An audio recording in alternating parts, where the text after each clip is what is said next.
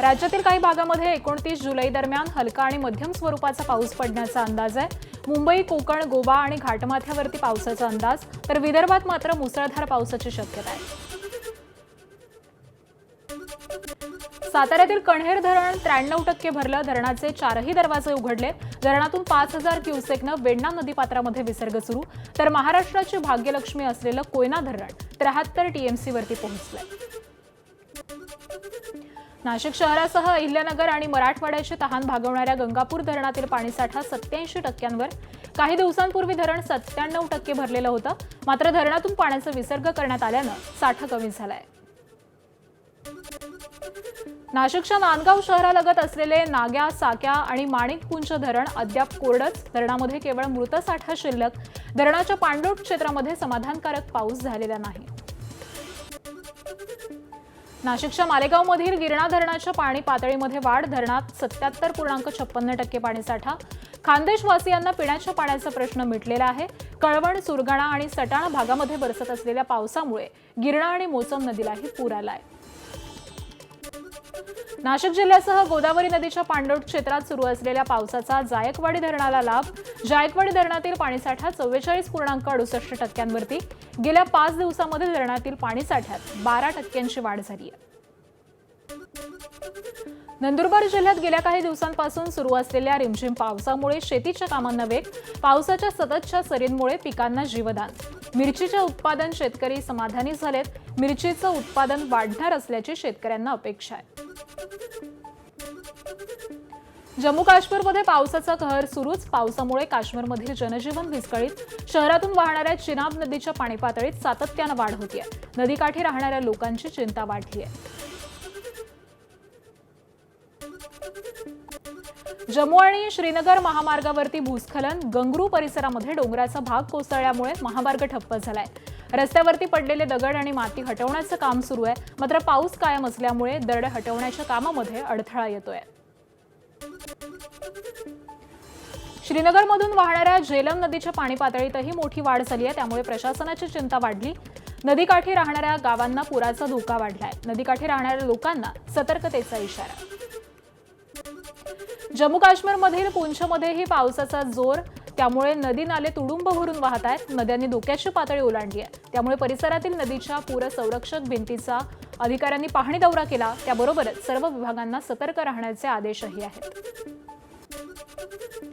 कर्नाटकात पावसानं कमबॅक केल्यानंतर जोग धबधबा प्रवाहित। धबधब्याचं सौंदर्य पाहण्यासाठी पर्यटकांची मोठी गर्दी।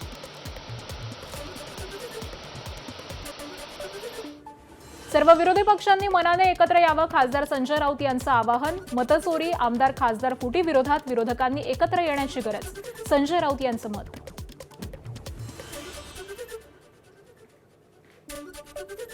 धर्मेंद्र प्रधान यांच्या राजीनाम्यावरून संजय राऊतांचा नरेंद्र मोदी आणि अमित शहांवर निशाणा। नरेंद्र मोदींना झुकवलं म्हणजे हिटलरला झुकवल्याचा आनंद, संजय राऊतांचं टीकास्त्र। विदर्भ राज्य निर्मितीच्या मागणीसाठी पुन्हा एकदा विदर्भवादी नेते आक्रमक। बुलढाण्यातील सिंदखेड राजा इथं विदर्भ राज्य निर्माण संकल्प मेळावा। वेगळ्या विदर्भाच्या मागणीसाठी आगामी काळात नागपुरातील देवेंद्र फडणवीस आणि नितीन गडकरी यांच्या घरासमोर मोर्चा काढण्याचा इशारा। अकोल्यात शिवसेनेचे अल्पसंख्याक आघाडीचे जिल्हाध्यक्ष शेख मोहसिन शेख समद यांच्या मृत्यूनं राजकीय वर्तुळात खळबळ। माजी जिल्हाप्रमुख मंगेश काळे यांच्यावरच हत्येच्या कटाचा आरोप। मंगेश काळेंना अटक करण्याची कुटुंबियांची मागणी। सुनियोजित कट करून मारल्याचा आरोप आहे। अकोल्यात संशयास्पद मृत्यू झालेल्या शिवसेनेचे नेते मोहसिन शेख यांच्या 2 मुलींच्या शिक्षणाचा खर्च एकनाथ शिंदे करणार, शिवसेनेच्या नेत्यांनी माहिती दिली आहे। मोहसिन शेख यांच्या कुटुंबियांना देखील एकनाथ शिंदे यांनी आर्थिक मदत केली आहे।